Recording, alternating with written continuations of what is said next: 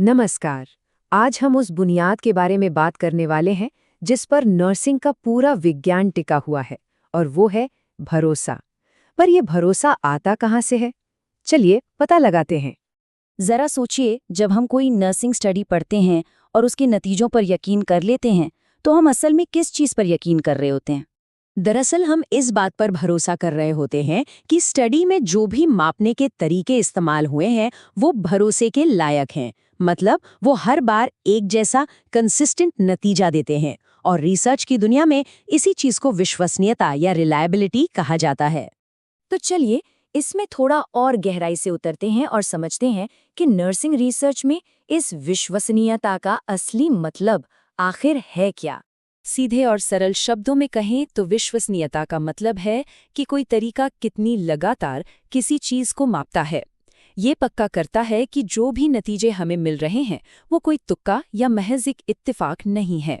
इसको समझने का सबसे अच्छा तरीका है दर्द नापने वाला पैमाना, जो नर्सें रोजाना इस्तेमाल करती हैं। अगर कोई पैमाना विश्वसनीय है तो मरीज के दर्द का लेवल अगर एक जैसा है तो वो पैमाना हर बार वही रीडिंग देगा। विश्वसनीयता का जो पहला प्रकार है वो ये जांचता है कि कोई टूल या उपकरण समय की कसौटी पर कितना खरा उतरता है। चलिए देखते हैं।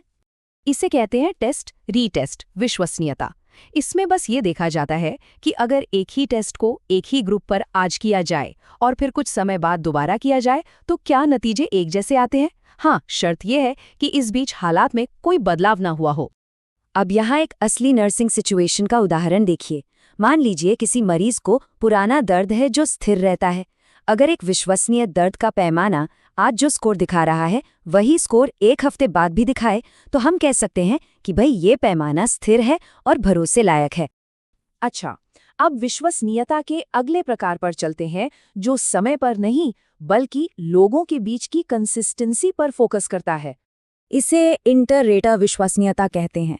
ये तब बहुत ज़रूरी हो जाती है जब किसी चीज़ को मापने में इंसान की अपनी समझ या उसका फैसला शामिल हो।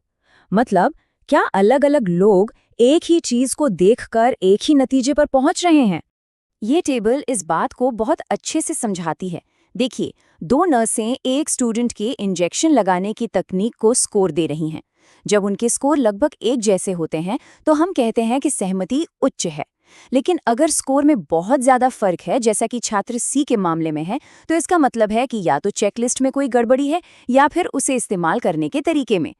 तो सारी बात का सार ये है कि एक अच्छे और विश्वसनीय टूल के साथ अलग अलग जांच करने वाले लोगों को भी लगभग एक ही नतीजे पर पहुंचना चाहिए। और आखिर में चलिए अब विश्वसनीयता को उस उपकरण के अंदर ही झांक कर देखते हैं जिससे माप लिया जा रहा है। इसका मतलब ये है कि किसी सर्वे या क्वेश्चनेयर में पूछे गए सभी सवाल एक ही चीज को मापने के लिए एक साथ मिलकर काम कर रहे हैं। ऐसा नहीं होना चाहिए कि कुछ सवाल एक दिशा में खींच रहे हों और कुछ दूसरी दिशा में। जैसे डिप्रेशन मापने के लिए बनाए गए एक विश्वसनीय पैमाने में सिर्फ डिप्रेशन से जुड़े सवाल होने चाहिए। अगर उसमें गलती से चिंता या थकान जैसी अलग भावनाओं के सवाल डाल दिए जाएं, तो उसकी आंतरिक संगति कमजोर हो जाएगी और नतीजे भरोसेमंद नहीं रहेंगे। तो हमने विश्वसनीयता के अलग अलग प्रकार तो समझ लिए, लेकिन सवाल ये है कि रिसर्चर्स इस कंसिस्टेंसी को एक नंबर में कैसे मापते हैं। इसके लिए वो एक कोरिलेशन कोएफिशिएंट का इस्तेमाल करते हैं, जो असल में 0 से 1 के बीच का एक स्कोर होता है।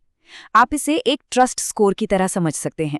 स्कोर जितना ज्यादा होगा उस टूल पर भरोसा उतना ही पक्का होगा।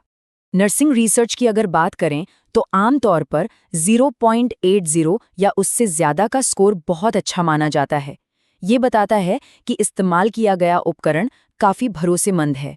आंतरिक संगति यानी ये जांचने के लिए कि सर्वे के सारे सवाल एक ही दिशा में काम कर रहे हैं या नहीं, इस ट्रस्ट स्कोर को कैलकुलेट करने का सबसे आम तरीका है क्रोनबैक का अल्फा। अब इस गणित के फॉर्मूले को देखकर घबराने की बिल्कुल जरूरत नहीं है। इसका काम बड़ा सीधा सा है। ये बस इतना पता लगाता है कि किसी स्कोर का कितना हिस्सा असली माप है और कितना हिस्सा सिर्फ एक गलती या स्टैटिस्टिकल नॉइज है। जैसे कि 0.80 के स्कोर का मतलब ये हुआ कि नतीजे का एक बहुत बड़ा हिस्सा यानी लगभग 64% बिल्कुल सटीक है, जबकि बाकी का 36% थोड़ी बहुत गलती या एरर हो सकता है। लेकिन इन सब आंकड़ों और सिद्धांतों का मरीज की देखभाल से क्या लेना देना है? ये सब इतना जरूरी क्यों है? इसका मतलब सीधा और साफ है, सबूतों पर आधारित नर्सिंग प्रैक्टिस की पूरी इमारत ही भरोसेमंद रिसर्च की नींव पर खड़ी है। अगर रिसर्च के उपकरण ही भरोसे के लायक नहीं होंगे तो उनके नतीजों पर आधारित इलाज कैसे भरोसेमंद हो सकता है? तो अगली बार जब कोई नर्सिंग स्टडी पढ़ें तो उसके ट्रस्ट स्कोर पर जरूर नजर डालें।